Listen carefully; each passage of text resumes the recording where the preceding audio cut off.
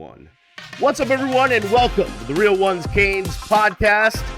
He is Brandon O'Doy. I am the Beast, Brian London, and it is episode 29 of this little venture we like to call the Real Ones Canes podcast.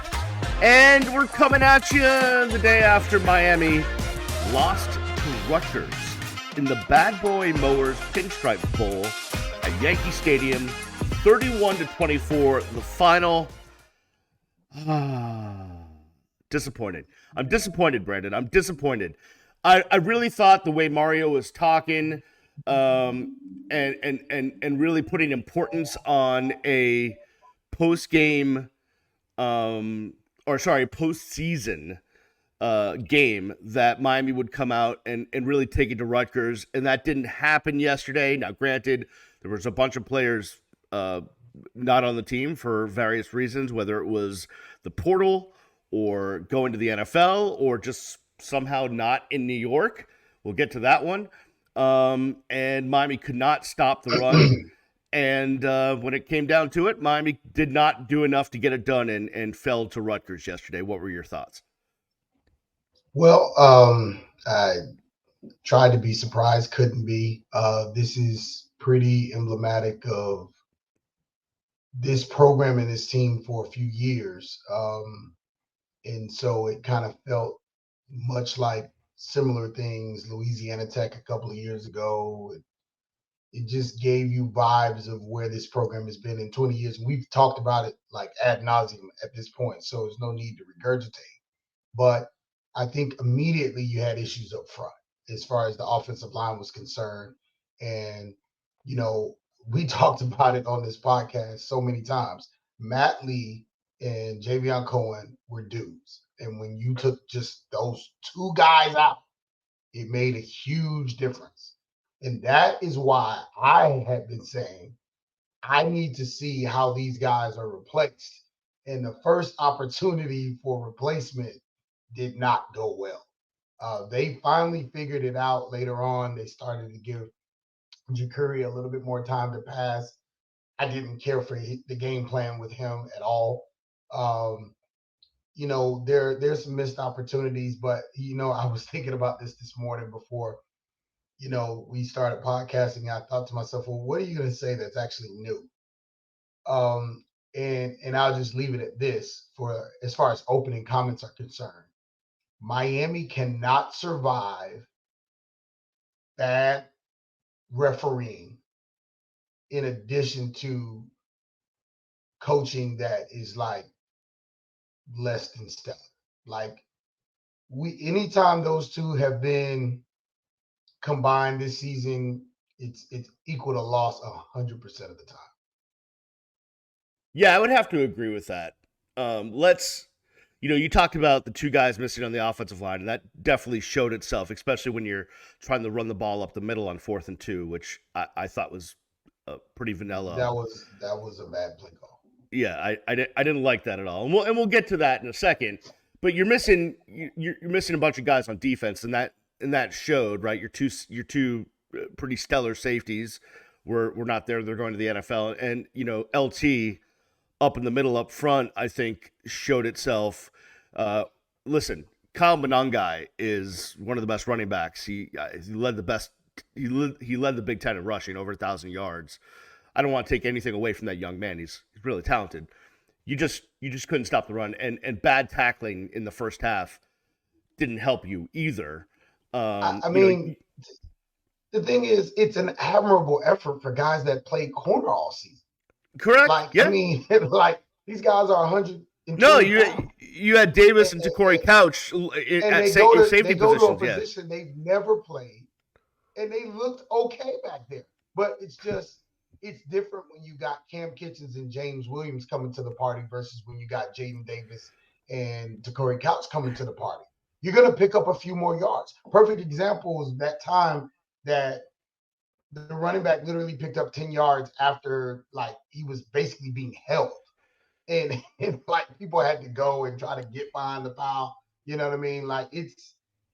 It was a physical game, and Miami just got out physical. I mean, I know that's not a word, and forgive my No, coaches education. use it. Hey, listen, coaches use it all the time, so you can use it. I give you permission. Okay, so we went to two pretty good universities, so I feel like we have to apologize for using really bad English.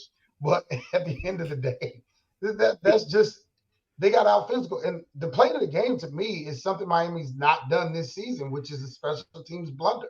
I mean, you cannot allow a punt to get blocked in your own end zone. And this is where sort of, and I don't want to put this on Dylan Joyce, he's a freshman All-American. I've been Right. saying he's one of the most valuable players all year, but this is where possibly your lack of American football knowledge hurts. I would much rather him take a knee, give up 2 points in Take the the end safety, zone yeah. than give up a touchdown. And you can justify it in every conceivable way. When you try to kick that ball and it gets blocked for a touchdown, and you give up 7 instead of giving up only 2, it kills you. And I don't know what he's coached to do there. And it just everybody knows the Australian punting philosophy takes longer, so it has to be blocked properly. However, one of the reasons coaches like it is because you can set it up to where the protection provide you the length of time that you need. But when you have all these guys playing in places they haven't played beast, Oh you yeah. I don't mean, have live punts. And Rutgers took perfect advantage of it. The broadcasters even said it. It's like they saw something on film, they went after it, and they got it. for sure. And they were a hair away on the previous punt before that. They almost blocked it. That should have So been a they, wake up call because you yeah, end up losing by a touchdown. And what was the touchdown? The touchdown is before, and I had to stop watching and go do football hotbed events and other things like that, and then come back and watch it later. But all the chatter on Twitter was Xavier Restrepo blown call, this, that, and the third. Well, why didn't anybody talk about the punt that got blocked? You cannot allow a punt to get blocked. Good teams don't allow that. You can't allow a punt to get blocked in your own end zone and give up free points. You cannot do that. yeah. I mean, listen, a lot of it comes down to coaching, and we'll get into that. I do listen before we get into more of the negative because there's going to be plenty. I mean, you finished the season 7-6. It is a slight upgrade than it was last year, and what have you. But I need to give two things actually. One, I need to wish the best for Mark Fletcher. Don't know what his injury is. Look pretty serious, even though X-rays were negative. But that young man came in and gave a spark to this offense all year. So we give props and all the prayers and thoughts are to him for a speedy recovery on whatever his injury is. Right. That young man is shown a lot this year. So we want to give all the good vibes to him. But Yeah, Brandon, I need to thank uh, his father uh actually.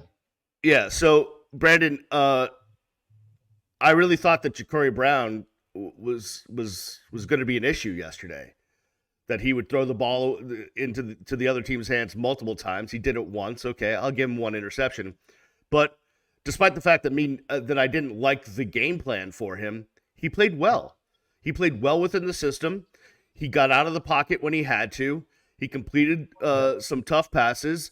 He should have had a touchdown in the first play of the game. That one was or the Canes' first play of the game. That one was basically right in the basket of a wide open Jacoby George streaking down the field that got dropped. That would have been a touchdown. Yeah. Jacurri Brown wasn't your problem Well, yesterday. Jacoby George And had a Jacoby, yeah, Jacoby George yeah, had yeah, a nightmares game. I would have preferred him actually be benched because he one just was thousand not in the right percent. headspace to play Yeah, football. we'll talk about what they have to do with that young man in the offseason. But Jacurri Brown, I mean, he did his job yesterday. I think he deserves his own segment, but I'll just say this: at the end of the day, he proved that again. He deserved more opportunities during the season. I don't know what I don't know. I There's just no way a guy plays like that after having not played since literally the previous season early on, and he's not at least given the opportunity given what we saw to Tyler Van Dyke. There's just no way. There's just no way, no conceivable way. And then you go and burn, Emory's red shirt. Like I don't know what I don't know, but it's what I feared. it's what I feared beast because I didn't want to see good things from Jacurri and have to question his coaching staff, who I like. I didn't want to see that. But again, I will say this publicly. I don't know what I don't know. I don't know how he is in the locker room. I don't know how he is preparing. I don't know if he could be counted on as a teammate. But I know physical attributes. I know throwing the ball. I know running the ball. I know getting. I mean, that last series was atrocious. I don't know how you don't take any shots. I don't know who you blame that on. But again, Jacurri looked the part.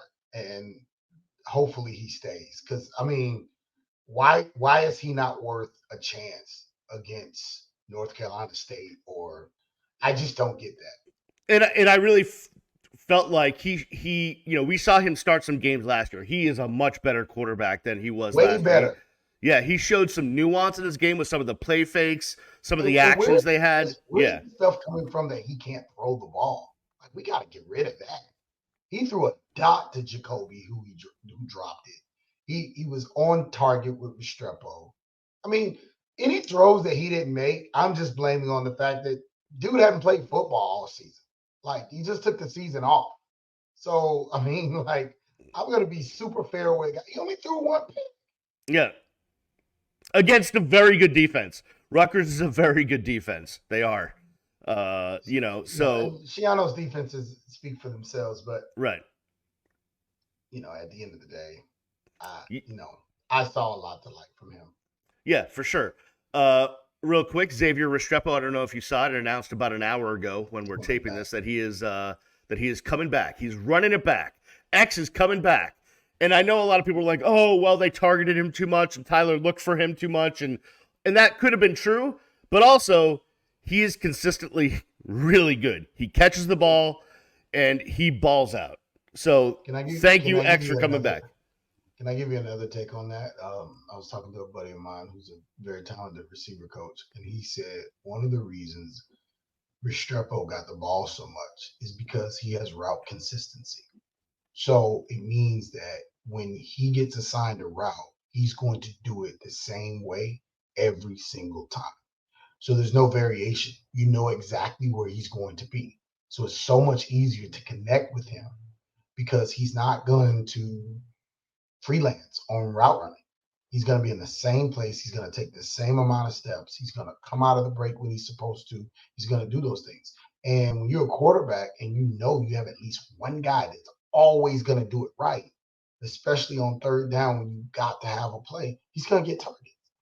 But, Restrepo, 1,000 yards. A lot of people don't realize Kobe Young had almost 800. It wasn't like, he was the entire offense. He wasn't. He was just a big piece of the offense. I think his decision, while I'm thrilled that he's coming back, I think it's a curious decision because do you know something we don't know, Zay? Like, who's going to be the quarterback? Yeah, no. Next segment, we're going to get into that quarterback position and the future of it. Because are you going to be able to go out to the NFL on another 1,000-yard season with a quarterback we don't even know who? Like, we don't even know who. Maybe he does. But, I mean, as much as I'm excited and elated that he's back, like, is this a good move? Well, selfishly, right, for this program, I think it's a good move because I'm not gonna veteran wide receiver. Right, yeah. I mean, and he had a lot of injury-ridden years. He probably had 2 years where he basically didn't play at all. Correct. So it's fair. I mean, he's not overextending his football self. Like he's had rest. I mean, this will be really his third full season coming up. It won't be like he's played all of these years that he's been in college. I'm excited to have him back. It's a veteran. It's awesome for whoever you're bringing in. But the question remains, like, I don't know if you can be as productive because we don't know who the quarterback's going to be. Yeah, we'll get to that. Another thing I want to get into, and this was all, I listened to a bunch of other podcasts. I was going through Twitter late last night, this morning. And even though I don't think it necessarily cost Miami the game yesterday, although they certainly could have used some better management in the final 3 minutes to have some more time once they got the onside kick. But hindsight is 2020. Just the whole game management, game planning, all of that, to me, It needs to be better. That's the bottom line. It just needs to be better. They needed to have a better offensive game plan going into yesterday. They did some curious things. We talked about the 4th and 2, running it up the middle. And then the clock management, the time management. You're taking 2 timeouts into your spring football. I mean, that's basically what's happening. And they kind of putzed away some time in the first half as well. It just needs to get better. And this has kind of been the criticism of Mario since he's been a head coach, right? It's gone from job to job to job, and he hasn't really improved it. And I'm just wondering if someone has the cojones to take him aside in the offseason. Hey, man, you need to look in the mirror too. You're telling all these players they need to look in the mirror. You need to look in the mirror. I have a first of all, you're right. I want to affirm you in that. I have a little bit of a different viewpoint in that, and we deal with this here in the church, and in every organization has it.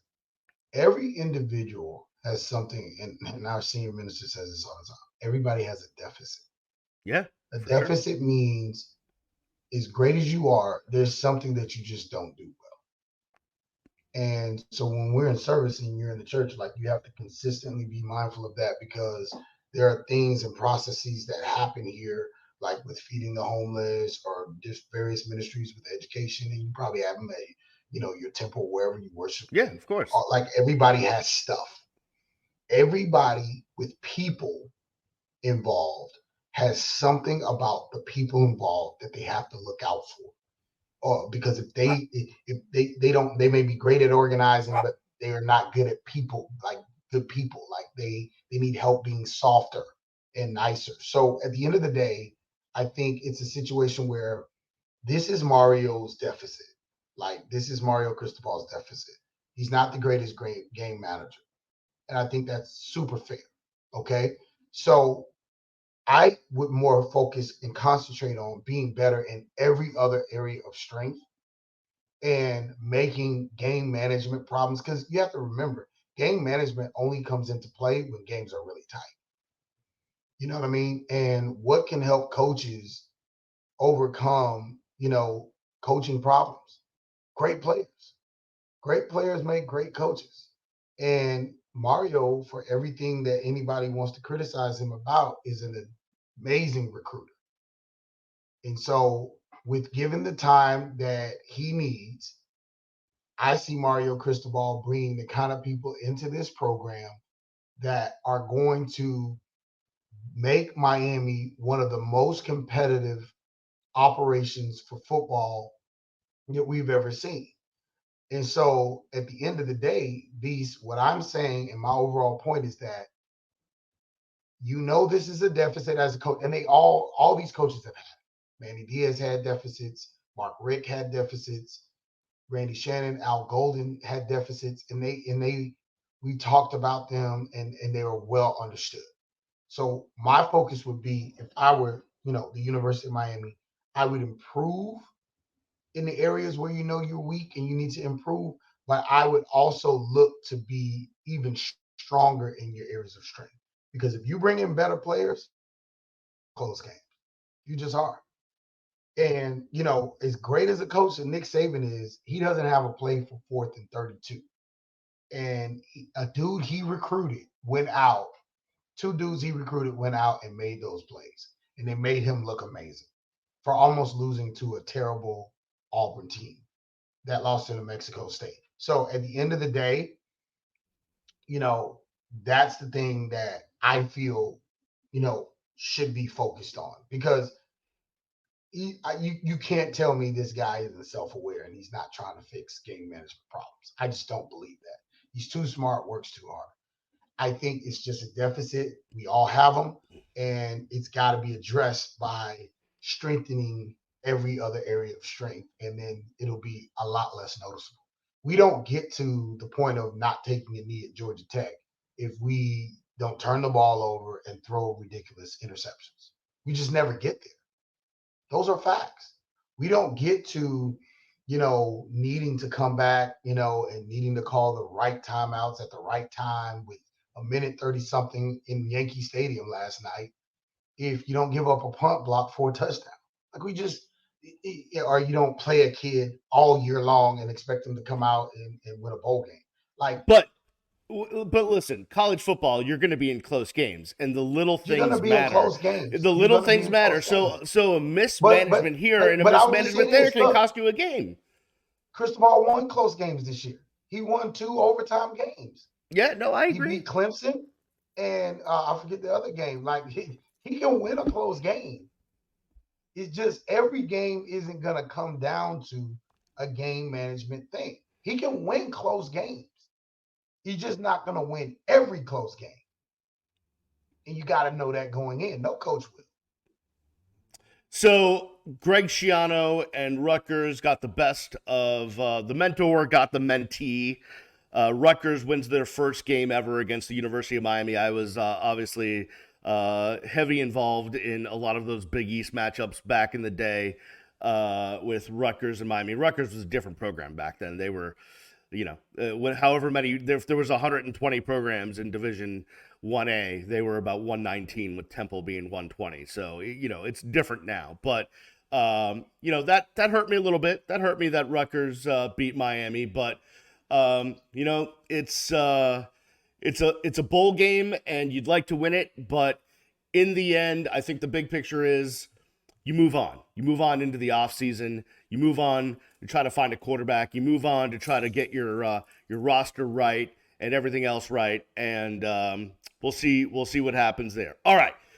We are going to take a break. Before we take a break, though, we got to let you know, please subscribe to the podcast wherever you get your podcast, whether it's Apple, Amazon, Spotify, all of those places.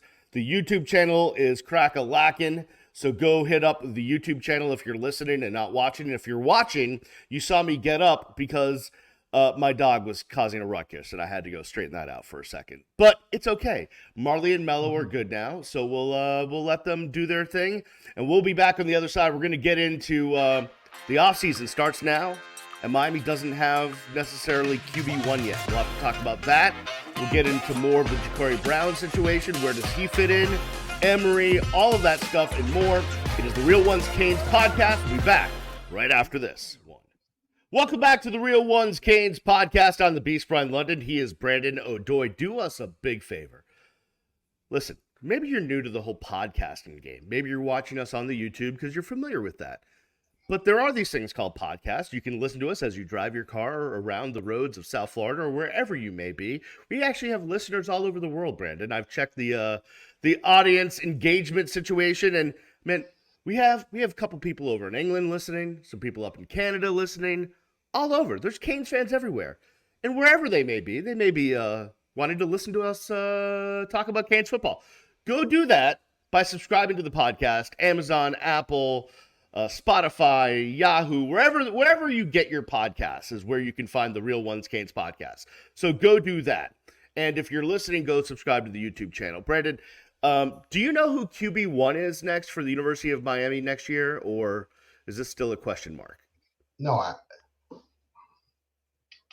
have no idea who QB1 is. And I don't think anyone does. And it's a question mark, and a very big question mark.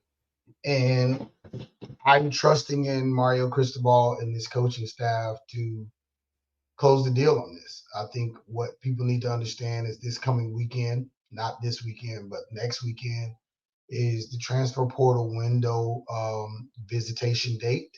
And I think if you don't have a quarterback by the beginning of that January 3rd, January 5th timeframe, you're going to see somebody coming in here to take a visit, and they're going to start trying to lock something down. And there are still quarterbacks getting into the portal. Yeah, for sure. Because bowl games are ending. This isn't the first line, so everybody needs to just take a deep breath. This is a different group of guys, but there are guys with experience. One of the guys that has been mentioned is the backup quarterback at Arizona. There have been some other guys who've jumped in, and hey, listen, it's an intriguing situation. You're going to have, I was told by the staff to trust the offensive line that they're going to put out next year. Now, that's hard to do when you have a situation where You're thinking like, look at last night. That offensive line didn't inspire me to trust anything. But you've got some guys who are possibly coming back, you know, and who are going to, basically make their presence known. I didn't like the lineup last night. I didn't like the replacements. But again, those were some of the names that were left off of the names I was told to trust. So I want to say that to Canes fans, names I was given in confidence didn't play last night. So basically saying that line isn't going to look like the line you're probably going to see against the University of Florida. I mean, you brought in your starting center. He didn't play yesterday. That's a big part of it through the transfer portal, and you got some other guys you're going to move into spots too. I don't think we're going to see Mario's nephew lining up to start next year. So yeah, I mean, Louis Cristobal, he's probably not a part of the equation. He's a good depth piece. sure, I mean, let's give them credit. They haven't played at all, and they yeah, played of decently course, later in the game, especially. A running quarterback's a little bit different than blocking for a pocket passer. sure. There are some nuances there. Um, and I just think you have to be, and that's kind of the danger with being sort of closer to the program. You're not as quick to pull triggers because you know a few other things that other folks aren't privy to. But I will say the offensive line, definitely needs to be addressed. But that's not the line you're going to see. Quarterback wise, beast. I mean, how much more can you entice someone? You're going to have Jacoby George, Xavier Restrepo, Isaiah Horton. Basically, Miami starting five comes back with the exception of Kobe Young. I don't know what's going on with Brashad, but then even if Brashad doesn't come back, I don't think it makes a big difference because you've got Josiah Trader, Chance Robinson, and Nye Carr, three of the best incoming freshman receivers that you can have. You already have on the bench um, Robbie Robinson, who came in the last class, and Ray, who basically showed that he's got some wiggle and can do some things. He's been in the program for a year. Hasn't been, super exciting, but there's potential there. He's going to have a full year in the program going into next season. So with that, a rebuilt line, and provided Mark Fletcher comes back without being seriously injured. I just texted Dad during the show, wanted to show my compassion and love for a kid. It just looked like he planned it wrong. He was hopping the whole time. It did not look good. But there's still AJ Allen. There's still Parrish. You get Jordan Lyle, the true freshman who comes in. Javonte Citizen is apparently back healthy and available. There's a lot to like on offense.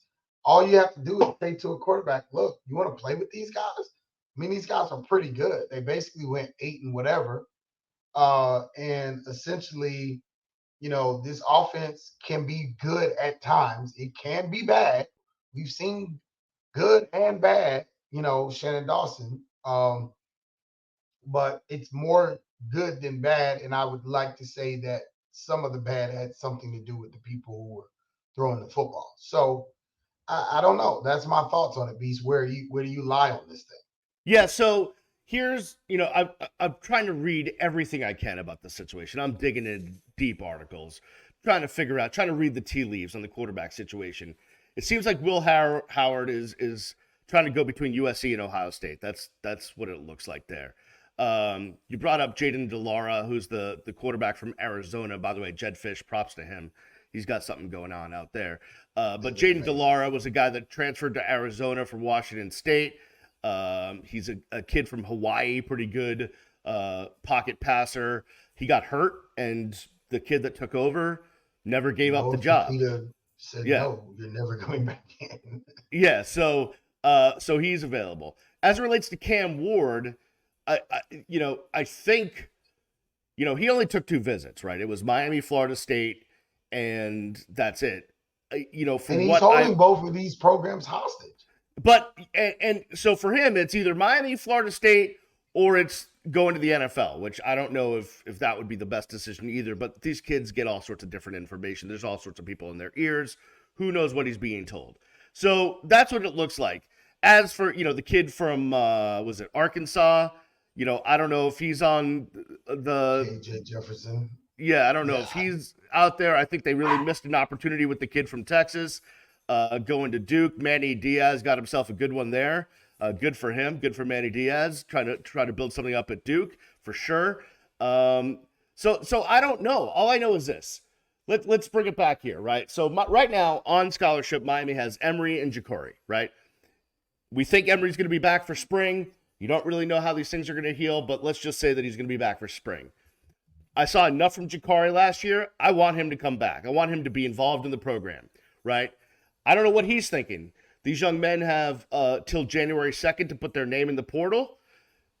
You'd like to think that the coaching staff is saying, "Hey, look at what you can do if you're the guy." I would bet my tennis shoes he's going to get into the portal unless he is very well taken care of. Because at some point you want to just play. That's the thing about being a quarterback. All right, so he can all go right. play at All I'm saying is, from my perspective, I don't know what he's going to do, and he might go into the portal. I would be, if he said I'm coming back, I would welcome that. That's what I'm trying to say. And I got that. But do you? Let's talk structurally here, because it's not hypothetical. At some point, it's real life. Emory's probably not going to be ready to take the snap against University of Florida. No. Why not go all in on Jacurri and just go grab another high school quarterback? You know what I mean? Who's maybe a late bloomer, or take a JUCO kid, or and just put it in his hands. Here's what I've seen about college football and the NFL and every level of football. As the game has changed and quarterbacks are putting themselves in more and more in a position where they might get dinged up because they're running and they're doing things outside of the pocket, and offensive lines and defenses have gotten better, and blitzing has gotten more complicated, and quarterbacks are getting hit. You need a bunch of them. You need more than one quarterback. You need more than two quarterbacks, okay? Florida State needed three. Florida State needed three, and by the way, their guy is in the portal now. I don't know about what's going on. What's going on up there? We can do a whole show on Tallahassee. We'll leave that to next time, because they've got problems. And I'm heading over to the Orange Bowl headquarters today. I'm gonna go get some info over there. I'll be covering the Orange Bowl tomorrow. But you just need to bring in quarterbacks, and it would be a big issue if the University of Miami did not pull a veteran in out of the portal. And not just some guy to be a backup, but a guy that can either push Emory or Jacurri for the starting job, or be a guy that has a ton of experience. You need a guy with a ton of experience to come in through the portal. When are you going to do that? These time's running out. When are you going to do that? I don't have that answer. This is why we are having this conversation now, because I am perplexed at why there has been no addition of a portal quarterback yet. It's not so much the guy coming out of the portal. It's the guy coming in with the ability to lead this team. I saw enough in the guy. And like, if you're literally not going to get Cam, why take a risk on going to grab somebody else? Why just not build through what you got? You got a lot coming back. You got a guy that's been in that locker room for 2 years. Just build around him. What you got to lose? So let me ask you this question: he hangs his hats on being this great quarterback developer. You got an Emory who showed a lot of promise, who won games, coming back off an injury. Jacurri won games as a true freshman. So now you got two kids with ability. They're two different styles of quarterbacks. They both won games as true freshmen, and they're both at your disposal at the start of spring camp. So let me ask you this question. You got Judd Anderson that's coming in spring, maybe in the spring, summer one, whatever. I haven't looked to see when he's coming in. And just go grab another guy. Go grab another scholarship quarterback. Let's move on with our lives. So we got Xavier Restrepo, 1,000-yard receiver. Listen to me. I'm giving you a really long answer for a reason. Like, what sense does it make to keep You're gonna go out and reach, pay a guy, and have to play him because, dude, like that Bama bamboozle. We want Tyler in the portal foolishness. Let's pay him a bunch of money to stay and let's keep him out there. Oh, we paid him all this money. We got him a BMW. No, don't do that twice. Give Jacurri 250. Say, hey man, you redshirted. You got 3 years left. You showed us enough. Let's get behind him. Come on, I'm telling you something real. You're laughing. No, I know that, but I wanna get you to give me the gift I want, which is this. Right now, would you tell Cam Ward, hey, go do what you're gonna do? We're good. We got Jacurri, we got Emory, we got Judd coming in. Absolutely. So you're ready to say, hey Cam, no more games. We got our guys. We're good. You ain't gotta say nothing. You just gotta move on. You ain't gotta return that text. Do what you do, buddy. We're good, bro. Like, yeah, you're lighting it up, but see, and can we introduce this because we haven't really talked about this. So there are all these comparisons being made with Mario Cristobal and Manny Diaz. They're posting records. You know, they did this to Jimbo. Right. You know what I mean? So a lot of this is, man, year 3 is it. For sure. Year 3, bro. You know, you get a big salary, and this is what, this is Tyler from Spartanburg calling in, or from wherever he was from, to Dabo. Like, why are we paying you? You see what I'm saying? But the difference, that dude's the MVP. Dabo started winning. They should retire that dude. That dude should get a salary from Clemson for the remainder of his life. He should get $50,000 to $60,000 a year. I'm putting this on record. Retire that man. Because look, I think he was a little bit disrespectful. I think the way he approached it, but he lit a fire under that coach. He lit a fire under that dude. He lit a fire. Can you admit that? He lit a fire under Dabo. Tyler from Spartanburg needs to go up in the Clemson Ring of Honor. He's got, man, put that dude on the wall in that place. He turned that program around. They went 8-4 this year. They finished with we need to get Joey from Davie or Rodrigo from Hialeah. Somebody needs to get on the coach's show. Oh wait, they don't take calls anymore. So, but yeah, I see where you're going. Here, I need to disagree with you on this situation. Okay, I like you disagree with me. I like the about Tyler Van Dyke. So yeah, I know, but listen, I have a blind spot there. But you're willing to cut Cam Ward loose. You're willing to close down portal. We're looking for QB1 in the portal. I don't have. I get it. Like, cut him loose. He's not mine. He won't get in the camp. He won't get in the car. You got Jacurri, you got Emory. Those are QB1A, QB1B. Judd Anderson's coming in. We'll find somebody else and let's roll. That's great. I don't see it that way. When we roll into the swamp in Gainesville next year on August 31st, I want somebody that has been through some big time football games on the road, big time situations, won some games for some other programs, has a little bit of hair on his chest, has 2-3 years under his belt, and could go into the swamp and not be intimidated by 90,000 Gator fans. That's what I want. And I know Emory played in big games. He played against Clemson. I understand that. He went up to Florida State to that situation and he got hurt. I get that. But I just want somebody that literally has all the moxie in the world walking into the swamp, because I've been here and I've done that. That's what I want. Maybe that's not going to happen, but that's what I want. Okay, mister, this is what you want. Okay, let's do this.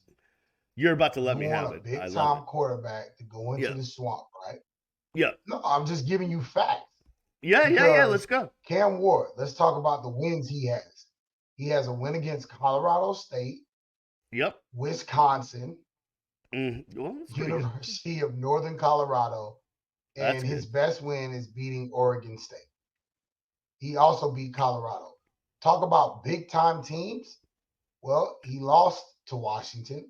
He He did, lost to yep. Cal. He lost to Yep. Stanford. He lost to Oregon State. He lost to Oregon. He lost to Arizona. And he lost to UCLA. So in his conference, he beat one team. And I don't even know how the game went.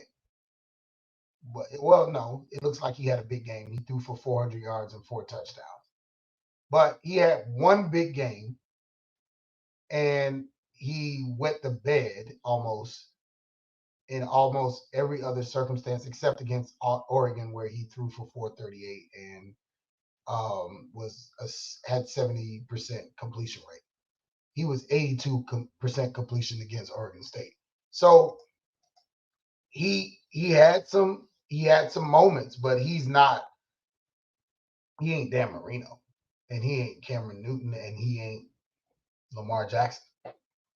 He's just a better version of a guy that you've not really seen at this position, but you don't have him, Beast.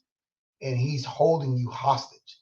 And while you're waiting on him to jump in, you could be getting other capable ability people, namely in your own locker room, to lock in, and you just say, let's freaking go. You got Jordan Lyle. You got Mark Fletcher. Hopefully he's not serious. You got Henry Parrish. You got Trevante Citizen. You got CJ. You got a Jay Allen. You got a rebuilt offensive line with the guy coming in from Indiana. You got guys on the outside. You got Nycart, Josiah Trader, Chance Robinson to join, Xavier Restrepo, Jacoby George, Isaiah Horton, Ray Ray. You got dudes. You even got Isaiah Lofton coming in from Bishop Gorman to try to ignite this tight end room. You got Ruben Bain, Armando Blunt coming in. You got defensive tackles. You've got 2 defensive tackle portal guys coming back. You're gonna get Mesidor back. Your linebacking core that was good comes back. We didn't talk about Weston Bissaint. Hopefully he's healthy, but you've got depth behind him. You've got great corners. You got Porter. You got possibly Davis coming back. I haven't seen he's declared. You've got good situations. You've got Williams, who played, very well last night at the safety position, corner position, and hadn't played pretty much all season, number 15. Yeah, Marquise Williams. You got guys that are, coming in. Zaquan Patterson. You've got dudes. Justin Scott, defensive lineman, freshman, who should play some from Chicago, 5-star. Like, this is not a bad situation here. But in going into Gainesville is not intimidating. You got Billy Napier, who's on his last leg. The guy will be fired, halfway in between the season before it's over if he doesn't make some major changes. And I think, again, that's another situation of a great guy, great personality, just hasn't figured it out at this level. And I think Mario's way ahead of that. I think Norvell's way ahead of that. It's just, coaching college football at a high level is not easy to do. But this quarterback situation, I wouldn't let it hijack. No way. Cam's taking way too long. I would have already moved on. I would have gone and gotten DJ Uyunglele.